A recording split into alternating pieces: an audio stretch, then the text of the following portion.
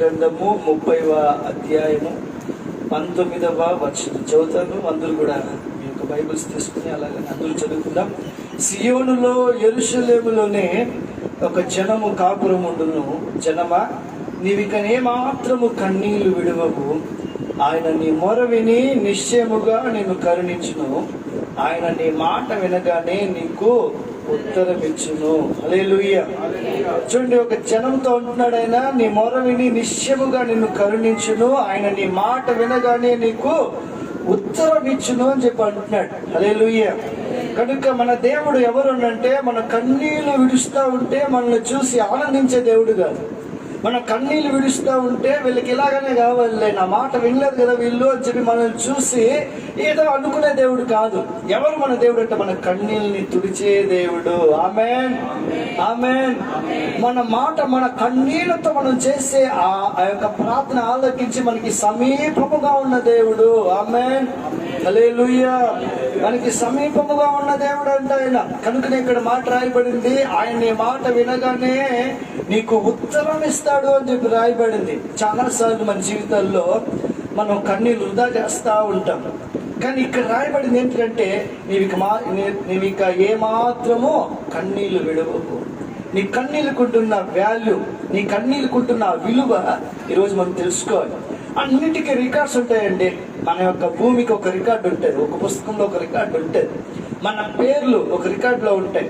అదేలాగానే కన్నీళ్లను కూడా రికార్డ్ చేసిన దేవుడు ఎవరు అంటే, ఒక బుక్ లో రికార్డ్ చేసిన దేవుడు అంటే మనం ఆరాధించే నజరుడైన యేసుక్రీస్తు ప్రభువారే.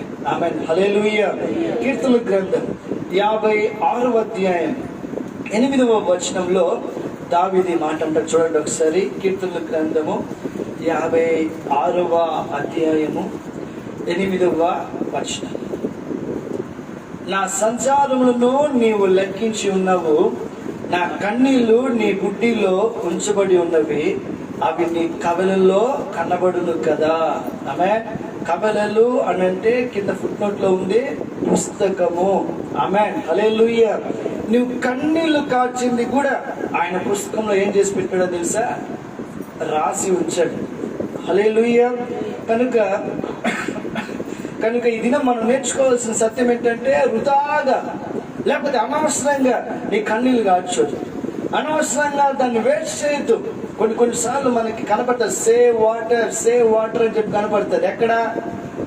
ఎక్కడ కనపడుతుంది? కొలాయిల దగ్గర, మున్సిపాలిటీ కొలాయిల దగ్గర కనపడుతుంది. అప్పుడప్పుడు పెద్ద పెద్ద కాంపౌండ్ వాల్స్ లో కనపడుతుంది. ఏమని చెప్పి కనపడుతుంది అంటే, సేవ్ వాటర్. అది ఇప్పుడే ఎక్కువగా ఫేమస్ అయిపోయింది. అది ఎందుకంటే నీళ్ళని కాపాడుకోవాలి మనం.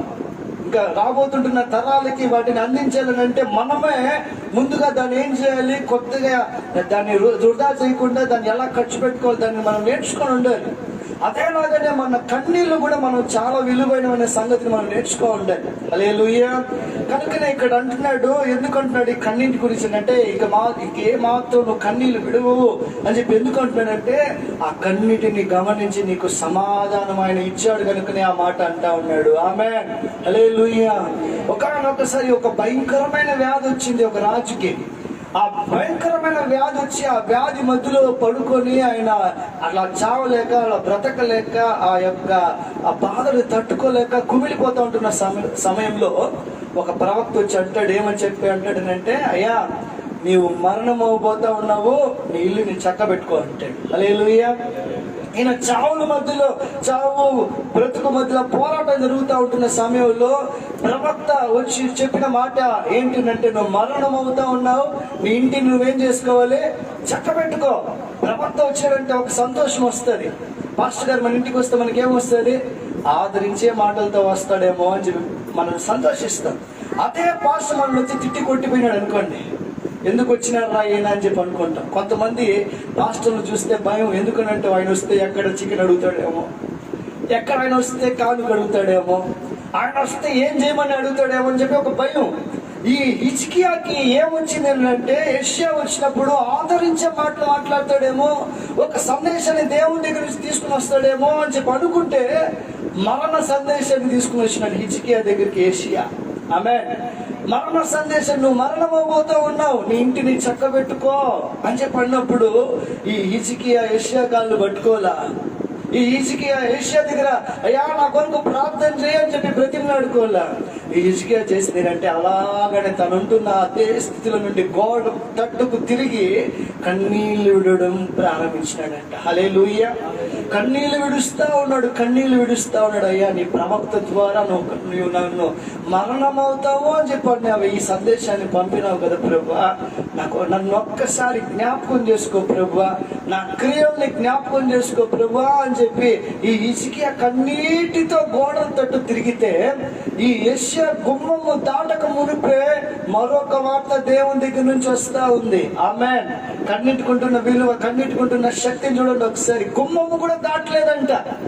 ఈ గుమ్మము దాటక ముందే ఒక ఫాస్ట్ గా దేవుని దగ్గర నుంచి ఒక సందేశం ఎవరికి వస్తా ఉందంటే యెషయా ప్రవక్తకు వస్తుంది. అంటే ఫాస్ట్ గా నీ జీవితంలో ఒక రిప్లై దేవుని దగ్గర నుంచి రావాలంటే ఒక ప్రార్థన ఉంది. ఆ ప్రార్థన ఏంటి? కన్నీటి ప్రార్థన. ఇక్కడ కన్నీళ్ళు, అందుకే అది ఇక్కడే ఉన్నట్టు ఉంటాయి కొంతమంది కన్నీళ్ళు. అది ఇట్లా పడిందంటే అది ఎక్కడ పడిపోతుందో తెలియదు. హల్లెలూయా. ఎంత ఫాస్ట్ గా ఫ్లో అవుతుందో తెలుసా ఆ కన్నీళ్ళు. అదేలాగానే ఆ కన్నీళ్ళు ఆ హిజ్కియా విడవడము, వెంటనే దేవుడు తిరిగి యెషయా ప్రవక్తని సంధించడము ఒకేసారి జరిగిపోయినాయి. హల్లెలూయా. అక్కడ రాయబడింది ఒక మాట ఏంటంటే, మళ్ళీ తిరిగి వచ్చి అంటాడు యెషయా, అయ్యా నీ ప్రార్థన దేవుడు ఆలకించాడు. నీ ప్రార్థన దేవుడు ఆలకించాడు. ప్రార్థన మాత్రమే కాదు, నీ కన్నీళ్లు కూడా ఆయన చూశాడు. హల్లెలూయా. ఇంగ్లీష్ లో బాగా రాయబడింది, I have heard your prayers and see your tears. Hallelujah. నేను నీ ప్రార్థన ఆలకించాను, నీ కన్నీళ్లను కూడా నేను చూశాను. ఈరోజు దేని కొరకు కన్నీళ్ళు గారుస్తా ఉన్నావో, దేని కొరకు ప్రార్థన చేస్తా ఉన్నావో, దేని కొరకు కుంగిపోతా ఉన్నావో, వాటంతటిని కూడా ఆయన వింటా ఉన్నాడు, ప్లస్ చూస్తా ఉన్నాడు. హిజ్కియాతో అంటాడు, 15 సంవత్సరాల ఆయుష్ నీకు, చెప్పండి, 15 సంవత్సరాల ఆయుష్ నీకు పొడిగిస్తా ఉన్నాడు అని చెప్పి అన్నాడంట. హల్లెలూయా. ఈరోజు మన ప్రతికూలమైన పరిస్థితుల్ని మార్చేది ఏంటి అని చెప్పి చూస్తే కన్నీటి ప్రార్థన. ఆయనకుంటున్న జబ్బుకి, ఆయనకుంటున్న ఆ రోగానికి ఆయన చనిపోవలసిన వ్యక్తే. ఆయనకుంటున్న కష్టానికి, ఆయన పడుతుంటున్న మరణ పడకలో ఉంటున్న ఆ సమస్యకి కరెక్ట్ పరిష్కారం ఏంటంటే చనిపోవాల్సిందే. కానీ కార్చిన ఆ కన్నీటికి దేవుడు జ్ఞాపకం చేసుకొని ఆయన 15 సంవత్సరాలు తిరిగి దేవుడు బ్రతికించడం జరిగింది. ఆమేన్. ఈరోజు నీకుంటున్న సమస్య ఖచ్చితంగా నిన్ను ఓడి చేస్తుంది, ఖచ్చితంగా నీకు ఆ సమస్య నిన్ను కృంగతీస్తుంది. కానీ కన్నీటితో ఆ సమస్య ఏం చేస్తుంది తెలుసా? నీ దగ్గర నుంచి పారిపోతుంది. ఆమేన్. హల్లెలూయా. హల్లెలూయా. కాబట్టి ఇక్కడ దేవుడు అంటాడు ఇంగ్లీష్ లో ఒక మంచి మాట, I have heard your prayers and see your tears. Hallelujah. రెండు చూశాను. ఏం చూశాను? నీ ప్రార్థన విన్నాను, నీ యొక్క టీయర్ అంటే కన్నీళ్లు కూడా చూశాను. చెప్పండి ఒకసారి, వెన్ యూ టీయర్, చెప్పండి ఇంగ్లీష్ నేర్చుకో. When you tear God is near, no fear. Hallelujah. అభిషేకం పనిచేస్తా ఉంది. ఆమేన్. కాబట్టి మనం ఎప్పుడైతే మనం కన్నీళ్ళు గారుస్తామో దేవుడు సమీపంగా వస్తాడు. ఆయన వచ్చినాడంటే మనకి ఏ భయము ఉండదు. హల్లెలూయా. మనకి ఏ భయం ఇంకా ఉండదు, ఏ ఆలోచన ఉండదు. ఎందుకంటే ఆయన చూస్తా అలాగనే పరవశించిపోతా ఉంటాడు. ఆయన చూస్తూ అలాగనే ఆనందిస్తూ ఉంటాం, ఆయన చూస్తూ అలాగనే మైమరిచిపోతా ఉంటాం. అందుకే ఇక్కడ భక్తుడు అంటాడు, అయ్యా నేనెందుకు బాధపడాలి, నేనెందుకు దిగులు పడాలి, నేనెందుకు ఊరికే కృంగిపోవాలి? నేను కార్చిన కన్నీరు ఏది కూడా వృధా కాల, నేను కార్చిన కన్నీరు ఏది కూడా అది ఆరిపోవాలా, నేను కార్చిన కన్నీరు ఎక్కడికో వెళ్ళిపోవాలా. అవి ఎక్కడికి వెళ్ళిపోయినాయంటే నీ చేతిలో ఒక పుట్టి ఉంది, ఆ పుట్టిలో దాచిబడి ఉన్నవి నీ చేతిలో ఉంటున్న పుస్తకములో నేను కార్చిన కన్నీరు రాయబడి ఉన్నది. హల్లెలూయా. కాబట్టి కన్నీటికి అంత శక్తి ఉన్నదన్న సంగతిని మనం మర్చిపోకూడదు. కీర్తన గ్రంథంలో దావీదు ఒక మాట అంటారు, 116వ అధ్యాయంలో 8వ వచనం చదవండి ఒకసారి. 116వ అధ్యాయం 8వ వచనము, మరణము నుండి, అందరు కలిసి చదవండి, మరణము నుండి నా ప్రాణమును, కన్నీళ్లు విడవకుండా నా కన్నులను, జారి పడకుండా నా పాదములను నీవు తప్పించి ఉన్నావు. ఆమేన్. హల్లెలూయా. ఆ కన్నీళ్ళు ఏం చేస్తుందంటే జారి పడకుండా మన పాదాలని తప్పించేది కూడా కన్నీళ్ళే. హల్లెలూయా. కనుక మన కన్నీటిని మనం ఎప్పుడు కూడా వృధాగా చేసుకోవద్దు. మొట్టమొదటిగా కన్నీటి ప్రార్థన ద్వారా మనకి ఏం జరుగుతుందంటే స్వస్థత కలుగుతుంది. కన్నీటి ప్రార్థన ద్వారా మనకి ఏం కలుగుతుంది అంటే ఆ యొక్క విడుదల కలుగుతుంది. కన్నీటి ప్రార్థన ద్వారా మనకి ఇంకా ఏం కలుగుతుంది అంటే దేవుని స్వరం వినబడుతుంది. ఆమె ఏం వినబడుతుందంటే దేవుని స్వరం. మన తిమ్మినాడిపాలెం చర్చిలో ఒక 2 సంవత్సరాలకు ముందు ఒక కుటుంబం వచ్చేవారు. ఒంగోలు నుంచి వాళ్ళు ఇక్కడికి రావడం జరిగింది. ఆ తర్వాత 2 సంవత్సరాలు 3 సంవత్సరాలు ఇక్కడ ఉన్నారు. ఈ కరోనా కారణంగా తిరిగి మళ్ళీ ఒంగోలుకి వెళ్ళిపోయారు. ఆ కుటుంబానికి నన్ను ఒకసారి, చిన్న కుటుంబం, ఒక 2 ఆ కుటుంబానికి ప్రార్థనకి పిలిచాను. నన్ను ఒకసారి వాళ్ళ ఇంటికి ప్రార్థనకి పిలిస్తే కూలి పని చేసుకునేవారు. ఆ రోజుకి గడిపే ఒక చిన్న కుటుంబం. వాళ్ళ ఇంటికి వెళ్ళినప్పుడు చిన్న రేకులు, మన స్థలం ఉంది కదా, ముందర స్థలం, ఇంతవరకే, ఇంతే వాళ్ళ ఇల్లు, అంతే. అక్కడే పడుకోవాలి, అక్కడే వాళ్ళ భార్య, ఆ 2 బిడ్డలు పడుకోవాలి. వాళ్ళ ఇంటికి వెళ్ళిన తర్వాత ఒక చిన్న పరుపు లాంటిది అక్కడ కూర్చోబెట్టి, కాసేపు ఉండండి అయ్యా, నేను అందరినీ పిలుస్తాను, ఆ తర్వాత మీరు ప్రార్థన చేయండి అని చెప్పి అన్నారు. వెంటనే ఆ పక్కన చూస్తే చిన్న కిటికీ పక్కన ఒక చిన్న వైట్ పేపర్లో అంటించి పెట్టినాడు అతను. ఏంటంటే ఉదయకాలం ప్రార్థన 5 నుంచి 6 వరకు, మధ్యాహ్నపు ప్రార్థన 1:30 నుండి 2:30 దాకా, తిరిగి సాయంకాలపు ప్రార్థన 7:30 నుండి 8:30 దాకా అందరూ కలిసి చేయాలి, అందరూ కలిసి చేసుకోవాలి అని చెప్పి రాసి పెట్టినాడు. హల్లెలూయా. ఇవన్నీ గమనించి కాస్త అయిపోయిన తర్వాత, ప్రార్థన అంతా అయిపోయిన తర్వాత ఆయన సాక్ష్యాన్ని అడిగారు కదా, మీ సాక్ష్యం ఏంటి అని చెప్పి అడిగితే, నా సాక్ష్యం ఏముందిలేనా, మా భార్య సాక్ష్యం అడుగు అన్నాడు ఆయన. హల్లెలూయా. మా భార్య సాక్ష్యం అడుగు, ఒంటరిగా ఉంటుంది, నా సాక్ష్యం ఏముందిలే, తన సాక్ష్యం అడుగు. సరే సహోదరి, మీ సాక్ష్యం చెప్పండి అని చెప్పాడంటే, అన్న ఈయన మాత్రమే దేవుణ్ణి నమ్ముకున్నాడు, నేను నమ్మలేదు. ఈయన వారి అక్క వాళ్ళ ఇంటికి వెళ్తూ వస్తూ యేసయ్యని అంగీకరించినాడు. ఆయన వచ్చి నాకు చెప్పేటప్పుడు అంతా కూడా నాకు యేసయ్య అంటే నాకు ఇష్టం లేదు. ఆయన వచ్చి చెప్పినప్పుడు అంతా కూడా ఆయన పైన చిరాకు పడేదాన్ని. కానీ ఒకనొక రోజు నాకు ఒక సమస్య వచ్చి పడింది. ఏంటంటే నా కడుపులో భయంకరమైన నొప్పి పుట్టేది. ఆ నొప్పి కారణం చేత నేను అల్లాడిపోతా ఉండేవాడిని. నేను అడిగేవాడిని, హాస్పిటల్ తీసుకుని వెళ్ళయ్యా అని చెప్పి అడిగితే, డబ్బులు లేవమ్మా, ప్రార్థన చేసుకుని వెళ్తుంది అని చెప్పాడు. డబ్బులు లేదు, డబ్బులు వస్తే ఖచ్చితంగా నా హాస్పిటల్కి నేను తీసుకుని వెళ్తానని చెప్పి అన్నాడు. కొన్ని రోజులకి డబ్బులు వచ్చినాయి.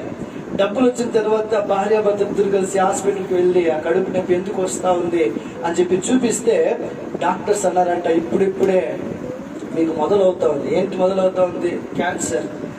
క్యాన్సర్ మొదలవుతా ఉంది, కాబట్టి మీరు ట్రీట్మెంట్ తీసుకోవాలి, ఖచ్చితంగా తీసుకోవాలి అని చెప్పి, ఇంత అవుతుంది అని చెప్పి అనేసరికి అంత డబ్బులు లేక వాళ్ళిద్దరూ ఇంటికి వచ్చి ఏడ్చుకుంటా ఉన్నారంట. ఎలా మన ఇద్దరము ఉన్నాం ఇక్కడ, మనకి సహాయం చేసేవాళ్ళు ఎవరు లేరే అని చెప్పి వాళ్ళిద్దరూ కూడా కుమిలిపోతూ ఉంటే, భర్త అన్నాడంట, ఇప్పటికైనా మించిపోయింది లేదు, నా దేవుడు నిన్ను కాపాడుతాడు, నా దేవుడు నీకు రక్షణ స్వస్థత ఇస్తాడు, కాబట్టి కాస్త ప్రార్థన చేయని చెప్పానంటే ఏదో ఒకలాగా ఒప్పించి 3 రోజులు ఉపవాస ప్రార్థన. ఎన్ని రోజులు ఉపవాస ప్రార్థన? 3 రోజులు ఉపవాస ప్రార్థన. ఈ 3 రోజులు ఉపవాసం చేస్తున్నాడు. మొదటి రోజు ఉపవాసం, అయ్యా నా భార్యకి ఈ యొక్క క్యాన్సర్ నుంచి విడుదల కలిగించే ప్రభా అని ఉపవాసం, కన్నీళ్లతో ఇద్దరు వేడుకుంటున్నారు దేవుని దగ్గర. ఆమెకైతే నమ్మకంలే, కానీ భర్త ఏడుస్తుంటున్న ఏడుపుని చూసి, ఒకవేళ నేను చచ్చిపోతే నా భర్త ఏమవుతాడో అని చెప్పి ఆ ఏడుపుని చూసి ఈమె ఏడుస్తా ఉంది. అంతేగాని దేవుణ్ణి చూసి అడిగి ఏడతామన్న ఏడుపు రాలా. 2వ రోజు మళ్ళీ అదే విధంగానే భర్త మళ్ళీ కూర్చోబెట్టి పని పాట లేకుండా అలాగనే ప్రార్థనలో కూర్చొని ఏడుస్తా ఉన్నాడు, నా భార్యను కాపాడయ్యా అని చెప్పి. అప్పుడు కూడా తన భర్తను చూసి ఏడుస్తా ఉంది. 3వ రోజు అదే ప్రార్థన, రిజల్ట్ లేదు.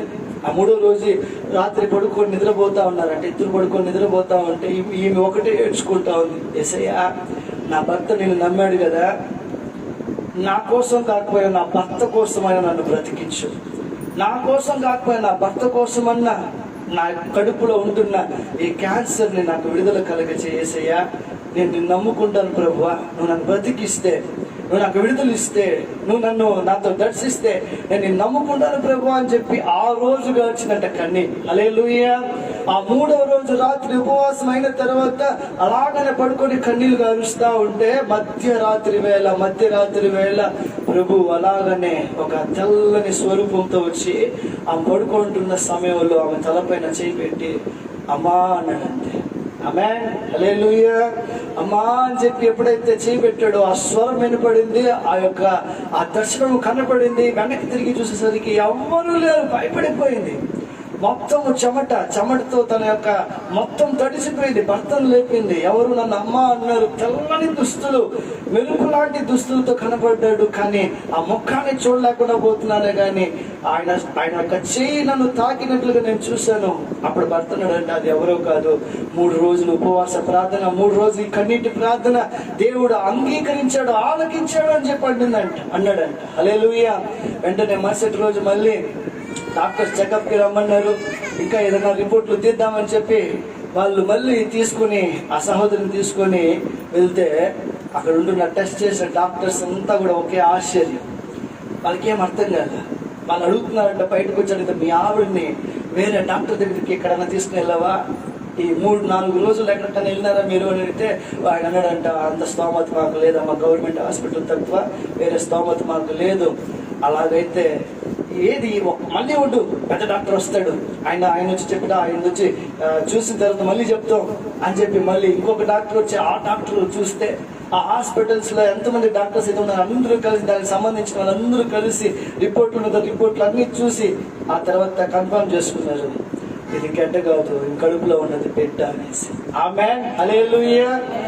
గడ్డని దేవుడు ఏముగా మార్చినాడు తెలుసా?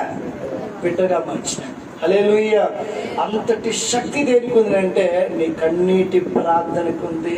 ఆమేన్. ఇప్పటికీ ఆ సహోదరు అంటది, ఆ రోజు నా జీవితంలో నేను కాల్చిన కన్నీళ్ళు నా నేను కన్నీళ్ళు కాలిస్తే నా భర్త ఎక్కడ కుంగిపోతాడని, నేను కన్నీళ్లు కారిస్తే నా భర్త ఎక్కడ ఢీలా పడిపోతాడని నేను కన్నీళ్లు కార్చలేదన్నా. కానీ నేను పడుకొని రాత్రి అలాగనే కన్నీళ్లు కార్చి ప్రభువుకు చేసిన ఆ చిన్న ప్రార్థన ఆలకించి దేవుడు నాకు అద్భుతమైన విడుదల ఇచ్చాడు. ఈరోజు దేవుని కృపను బట్టి నాకు 3 సంతానాన్ని దేవుడు దయచేసినాడు. హల్లెలూయా. వారికి 3 సంతానాన్ని దేవుడు వారికి కలుగజేస్తాడు. అద్భుతమైన సాక్ష్యం అని. నా ప్రియమైన వాళ్ళారా, నీ కన్నీటికి ఉంటున్న విలువ అది, నీ కన్నీటి ప్రార్థనకుంటున్న శక్తి అది. నీ కన్నీటికి మనుషులు నేను హేళన చేయొచ్చు. నీవు కన్నీళ్ళు కారుస్తా ఉంటే ఎప్పుడు ఇదే బతుకు అని చెప్పి నిన్ను చూసి కృంగదీసే మాటలు మాట్లాడొచ్చు, నిన్ను చూసి అసహించుకోవచ్చు. అవి వచ్చిందంటే ఏడేస్తుందిరా నాయనా అని చెప్పి నిన్ను చూసి దూరం అయిపోవచ్చు, నిన్ను చూసి వాళ్ళు వెనకాల మాట్లాడొచ్చు. కానీ నజరేయుడైన యేసుక్రీస్తు వారి దగ్గరికి నీ కన్నీళ్ళు వస్తే ఆ కన్నీళ్ళని ఆయన ఏం చేస్తాడో తెలుసా? నాట్యముగా మారుస్తాడంట. హల్లెలూయా. ఆ కన్నీళ్ళు ఏమైపోతాడంటే సంతోషం అవుతాడంట. పరిపూర్ణమైన సంతోషం, మామూలు సంతోషం కాదు. చూడండి ఒకసారి యోహాను సువార్త 16వ అధ్యాయం ఏ సంతోషమో చూడండి. 30వ వచనం 20వ వచనం. యోహాను సువార్త 16వ అధ్యాయము 20వ వచనం. అందరూ చదవండి ఒకసారి. మీరు ఏడ్చి ప్రలాపింతురు గాని లోకము సంతోషించును, మీరు దుఃఖితురు గాని మీ దుఃఖము సంతోషమగునని మీతో నిశ్చయముగా చెప్పుచున్నాను. లోకం మీ కన్నీళ్ళు చూసి ఏమవుతున్నది? సంతోషిస్తుంది. కానీ ప్రభు ఏం చేస్తుంటే ఆ కన్నీటిని ఏం చేస్తాంటే పరిపూర్ణమైన సంతోషపడ్డ నిశ్చయముగా ఆ దుఃఖాన్ని సంతోషంగా మారుస్తాను అని చెప్పి ఆయన సెలవివ్వడం జరుగుతూ ఉంటుంది. ఏడుస్తా ఉన్నావా, కుమిలిపోతా ఉన్నావా, ఏం భయం లేదు. కొంతమందికి ఎందుకు ఏడుస్తారని తెలుసా? గతాన్ని తలిచి ఏడుస్తారు. గతం తలుచుకోవద్దు. గతం మనకి ఏం నేర్పుతుందంటే కన్నీటిని నేర్పుతుంది. గతం మనం ఏం నేర్పుతుంటే అనుభవాన్ని నేర్పుతుంది. గతం మనల్ని ఏం చూపిస్తుంటే చేదునే చూపిస్తుంది. గతాన్ని చూస్తే మనం ఎప్పుడు కూడా ముందుకు పోలేం. గతంలో జరిగిందంతా వదిలిపెట్టేస్తాయి. హల్లెలూయా. మనం చూడాల్సిందంటే ప్రభు మన ముందున్నాడు. మన ముందున్నాడు. మన కన్నీళ్లు తుడిచే దేవుడు మన ముందున్నాడు అన్న సంగతిని మనం ఎప్పుడు జ్ఞాపకం చేసుకోవాలి. ఆమేన్. నీదు దుఃఖం సంతోషముగా మారును, నీ చింతలు కన్నీరు అంతా మాయమగు. విశ్వాసముతో నీదు దుఃఖం సంతోషముగా మారును, నీ చింతలు కన్నీరు అంతా మాయమగు. ఎడియకు నా పుత్రుడా, ఎడియకు నా పుత్రికా, ఎడియకు నా పుత్రుడా, ఎడియకు నా పుత్రికా. నా యేసు విడువడు, యేసు విడువడు, నా యేసు విడువడు, యేసు విడువడు. అతమును తలచి చెడియకుము, అన్నీ మరచిపోము. అతమును తలచి మర్చిపో, అన్నీ మరచిపోము. ప్రభువే నూతన పరచును, నేడే చూచెదము. ప్రభువే నూతన పరచును, నేడే చూచెదము. నీవు నేడే చూచెదము. విశ్వాసముతో నీవు నేడే చూచెదము. ఎడియకు నా పుత్రుడా, ఎడియకు నా పుత్రికా, ఎడియకు నా పుత్రుడా, ఎడియకు నా పుత్రికా. నా యేసు విడువడు, నా యేసు విడువడు. గతాన్ని తలుచుకుంటే మనకి మిగిలేదంటే కన్నీళ్ళే. మనుషులు మనల్ని గతాన్ని చూపించి చూపించి చూపించి కన్నీళ్ళు తెప్పిస్తూనే ఉంటారు. కానీ దేవుడు గతాన్ని మర్చిపోనిచ్చి ఒక నూతనమైన వాటిని ఆయన నీ జీవితంలో చూపించి కన్నీటిని తుడుస్తూ ఉంటాడు. అందుకే ఒక్కసారి ప్రభు ఒక గ్రామానికి వెళ్తే ఆ ఇంట్లో బస చేస్తూ ఉన్నారంట. ఆయనే పిలిచారు ప్రభుని పిలిస్తే ఆయన ఆ ఇంటికి వెళ్తే ఒక పాపాత్మురాలైన ఒక స్త్రీ వచ్చి కన్నీళ్లు గారుస్తా ఉంది, మానక కన్నీళ్లు గారుస్తా ఉంది, ముద్దు పెడతానే ఉంది. ఆ తల ఆ జుట్టు తీసి అలాగనే కాచిన కన్నీటితో కన్నీళ్ళ పాదాలను తుడిచి వేస్తా ఉంది. హల్లెలూయా.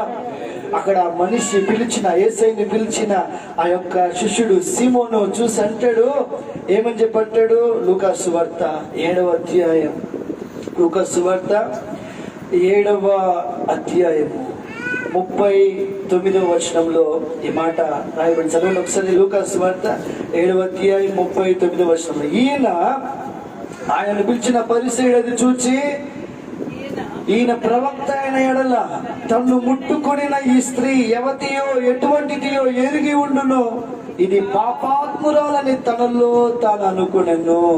ఈయన గతాన్ని చూస్తున్నాడు. ఈ పాపాత్మురాలు యేసయ్య దగ్గరికి వచ్చి కన్నీళ్లు గాడుస్తా ఉంది.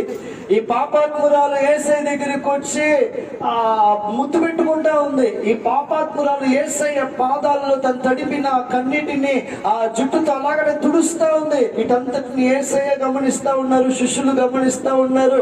కానీ ఈ పరిసయ్యుడు తనలో తాను అనుకుంటున్నాడంట, ఈమె ఎలాంటిదో తెలుసా, ఈమె ఎలాంటిదో ఈయనకి తెలిసి ఉంటే ఆయన ఎందుకు ముట్టుకొని ఇస్తా ఉన్నాడు? ఈమె ఎలాంటి పాపాత్మురాలో తెలుసా, అయితే ఎందుకు ఈయన మౌనంగా ఉన్నాడు అని చెప్పి ఆమె గతాన్ని చూపించి ఆమెకుంటున్న ప్రస్తుత ఆ పరిస్థితిని చూసి ఈయన ఏం చేస్తాడంటే అలాగనే యేసు క్రీస్తుని కూడా చూస్తా ఉన్నాడు. ఎందుకు ఈయన ఇలా చేస్తాడని చెప్పి చూస్తూ ఉంటే తనలో తను అనుకుంటున్న సమయంలో యేసయ్య ఒక మంచి మాట అన్నాడు. చూడండి ఒకసారి, ఏంటి ఆ మాట? 43వ వచనం. అందుకు సీమోను అతను ఎవరికి ఎక్కువ క్షమించును. 44వ వచనం. ఆ స్త్రీ వైపు తిరిగి సీమోనుతో ఇట్లా, నేను ఈ స్త్రీని చూచుచున్నావే, నేను నీ ఇంటిలోనికి రాగా నీవు నా పాదములకు నీళ్ళు లేదు గాని ఈమె తన కన్నీళ్లతో నా పాదములను తడిపి తన తల వెంట్రుకలతో తుడిచెను. నీవు నన్ను ముద్దు పెట్టుకొనలేదు గాని నేను లోపలికి వచ్చినప్పటి నుండి ఈమె నా పాదములు ముద్దు పెట్టుకొనుట మానలేదు. నీవు నూనెతో నా తల అంటలేదు గాని ఈమె నా పాదములకు అత్తరు పూసెను. ఆమె విస్తారముగా ప్రేమించను గనుక ఆమె యొక్క విస్తార పాపములు క్షమించబడినని నీతో చెప్పుచున్నాను. హల్లెలూయా. 48వ వచనం చదవండి. అలాగనే నీ పాపములు క్షమించబడి ఉన్నవని ఆమెతో నేను. హల్లెలూయా. వెంటనే ఆమె కాచిన కన్నీళ్ళ చేత ఏం జరిగిందంటే ఆ పాపం అంతా కూడా ఏమైపోయింది? విస్తారమైన పాపము క్షమించబడింది. రోగం మాత్రమే స్వస్థత కాదండి, ఒక విడుదల మాత్రమే కాదు, ఒక అద్భుతం మాత్రమే కాదు, దేవుని చేతిలో ఉండే ఒక క్షమాపణ కూడా దేని ద్వారా కలుగుతుందంటే నీ కన్నీటి ప్రార్థన ద్వారా కలుగుతుంది. నీ కన్నీటికి క్షమాపణ దొరుకుతుంది. హల్లెలూయా, హల్లెలూయా. కానీ యేసుక్రీస్తు పాపాత్ములైన స్త్రీని చూస్తూ ఆ పాపాత్మురాలైన స్త్రీ కాచిన కన్నీటిని చూస్తా ఉన్నాడు. హల్లెలూయా. మనుషులు పాత్రని ఆ స్వభావాన్ని చూస్తారు, కానీ దేవుడు నీలో ఉంటున్న పశ్చాత్తాపాన్ని చూస్తాడు. హల్లెలూయా. కాబట్టి ఈ స్త్రీ కాచిన కన్నీరు ప్రభు చూస్తా ఉన్నాడు. కాచిన కన్నీరు చూసి ఏమన్నారు అంటే అక్కడ రాయబడింది 48వ వచనంలో, నీ పాపములు క్షమింపబడి ఉన్నవని ఆమెతో చెప్పాను. క్షమాపణ దొరికింది. ఈరోజు మన జీవితంలో కూడా ఒక క్షమాపణ దేని ద్వారా కలుగుతుందో తెలుసా? కన్నీటి ప్రార్థనకి క్షమాపణ దొరుకుతుంది. ఆమేన్, ఆమేన్. కనుక మన జీవితాల్లో మనము కన్నీటి ప్రార్థన ద్వారా క్షమాపణ దొరుకుతుంది. కన్నీటి ప్రార్థన ఒక విడుదల కలుగుతుంది. కన్నీటి ప్రార్థన ద్వారా స్వస్థత జరుగుతుంది. కన్నీటి ప్రార్థన ద్వారా దేవుని స్వరం వినపడుతుంది. కన్నీటి ప్రార్థన ద్వారా దేవుని యొక్క బహుమానం కూడా కలుగుతుందంట. హల్లెలూయా. అందుకే ఇక్కడ రాయబడింది, మనం కన్నీళ్లు విడిస్తే అంట ఎంతో మంది మారు మనసు పొందారంట. కొరింథీయులకు రాసిన పత్రిక, ఇది దైవ చిత్తానుసారమైన కన్నీరు. కొరింథీయులకు రాసిన 2వ పత్రిక 7వ అధ్యాయం 10వ వచనం.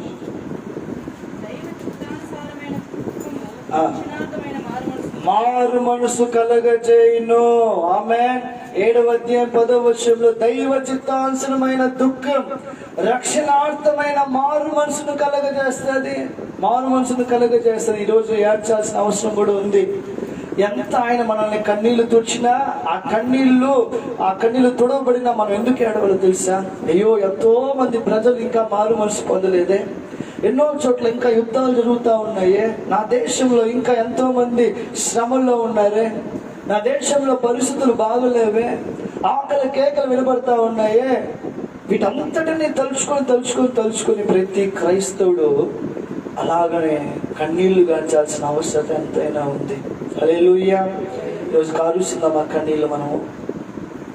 మనం ఎందుకు కాలుస్తాం కన్నీళ్ళు అంటే మన ఇంటి కోసం ప్రార్థన చేసినప్పుడు కన్నీళ్ళు కాలుస్తాం, మన బిడ్డల కొరకు ప్రార్థన చేసినప్పుడు కన్నీళ్ళు కాలుస్తాం, మన ఆరోగ్యం బాగలేకపోతే అప్పుడు మనం కన్నీళ్ళు కాలుస్తాం, లేకపోతే మనకి ఎవరైనా దగ్గరగా ఉన్న వారికి ఏదైనా అయితే అప్పుడు కన్నీళ్ళు కాలుస్తాం.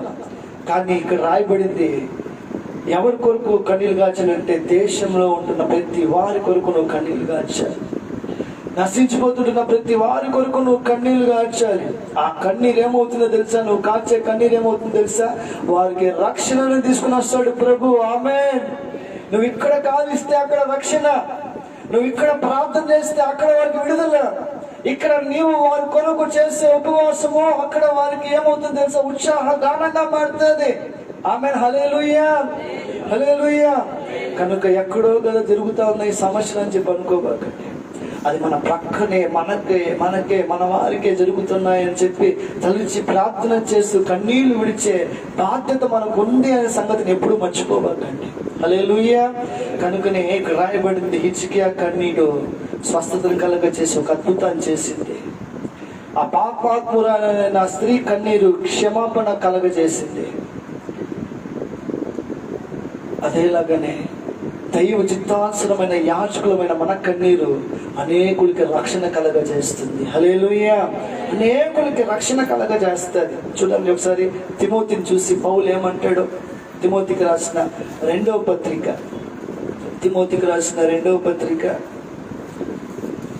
1వ అధ్యాయం 3వ వచనం. నా ప్రార్థనలు ఎడతెగక నిన్ను నీ కన్నీళ్ళను తలుచుకొని నాకు చాలు కన్నీళ్ళు తలుచుకొని నాకు బాధ కలుగుతా ఉందని చెప్పాలా కదా. ఈయన గురువు, ఆయన శిష్యుడు. నీ కన్నీళ్ళు తలుచుకొని నాకు బాధ వేస్తా ఉందిరా తిమోతి అని చెప్పి అనాలి. కానీ పౌలు ఏమంటాడంటే నీ కన్నీళ్ళు తలుచుకొని నాకు సంపూర్ణ ఆనందం కలుగుతా ఉంది. ఆమేన్. సంపూర్ణమైన ఆనందం కలిగి నిన్ను చూడాలని నాకు ఒక మనసు అపేక్షిస్తా ఉంది అని చెప్పి అంటాడు. అంటే తిమోతికి ఏముందో తెలుసా? పౌలు అప్పగించిన పరిచర్యని బాధ్యతగా నెరవేర్చాలి, బాధ్యతగా ఆత్మల్ని కాచి కాపాడాలి, బాధ్యతగా ఆత్మల్ని దేవుని యొద్దకు సంపూర్ణంగా తీసుకుని వెళ్ళాలి, బాధ్యతగా స్వార్థ ప్రకటన చేయాలి, బాధ్యతగా వీరందరి కొరకు ప్రార్థన చేయాలి, బాధ్యతగా వాళ్ళని దేవుని మందిరానికి నడిపించాలి. ఇవాటంతటిని గురించిన భారము వల్ల తిమోతికి ఏమైంది తెలుసా? కన్నీళ్ళు వస్తానే ఉన్నాయి. ఆ కన్నీళ్ళు కార్చి ప్రార్థన చేస్తున్నాడు అన్న సంగతి పౌలుకు తెలిసింది.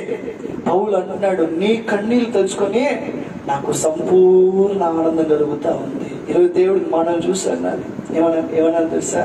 అమ్మ, నువ్వు కార్చిన కన్నీళ్ళు నాకు సంపూర్ణ ఆనందంగా ఉంది, సంపూర్ణ ఆనందంగా ఉంది. నువ్వు కాచిన కన్నీళ్ళ ద్వారానే వీళ్ళు నేను మార్చేశాను. నీవు కాచిన కన్నీరు కారణంగానే ఈ దేశాన్ని నేను నాశనం నుంచి విడిపించాను. నువ్వు కాచిన కన్నీరు కారణంగానే ఈ యొక్క కుటుంబంలో స్వస్థత జరిగింది. నువ్వు కాచిన కన్నీళ్ళ ద్వారా నాకు విడుదల కలిగింది అని చెప్పగలిగిన సాక్ష్యం మనకు రావాలి. హల్లెలూయా. ఎప్పుడు మన గురించే మనం ప్రార్థన చేసుకుని ఓ చెప్పి కొలాయి కింద నీళ్ళు వచ్చినట్లుగా ఏడ్చేసి వెళ్ళిపోవడం కాదు. ఇతరుల కొరకు రమ్మని చెప్పి ఏడుపు వస్తుందేమో. ఇతరులు ఎవరన్నా ఏడమని చెప్పి ఏదైనా జరిగింది అప్పుడు మన ఇంట్లో వాళ్ళు చచ్చిపోతే అయ్యో పోయినావా అని చెప్పి ఎక్కడ కొట్టుకుంటున్నారో తెలీదు. అప్పుడప్పుడు కొట్టేటప్పుడు వేరే వాళ్ళ మీద కూడా కొట్టి వాళ్ళని కూడా కొట్టి ఏడుస్తూ ఉన్నాం. ఒక ఆత్మ దేవుడిని నమ్ముకోకుండా చచ్చిపోయి పాడు కట్టుకొని అలాగా వెళ్తా ఉంటే ఆత్మ వెళ్ళినప్పుడు నిజమైన దేవుని బిడ్డకు లోపల ఏమొస్తుందో తెలుసా? పశ్చాత్తాపం వస్తుంది. లోపల ఏమొస్తుందో తెలుసా? దుఃఖం వస్తుంది. అయ్యో ఈ ఆత్మ దేవుని నమ్ముకోకుండా నరకానికి వెళ్ళిపోతా ఉందే అని చెప్పి లోపల ఒకే వేదన వస్తుంది. ఆ వేదన రాలేదంటే ఇంకా దేవుడికి ఎక్కడో దూరంగా ఉండవు.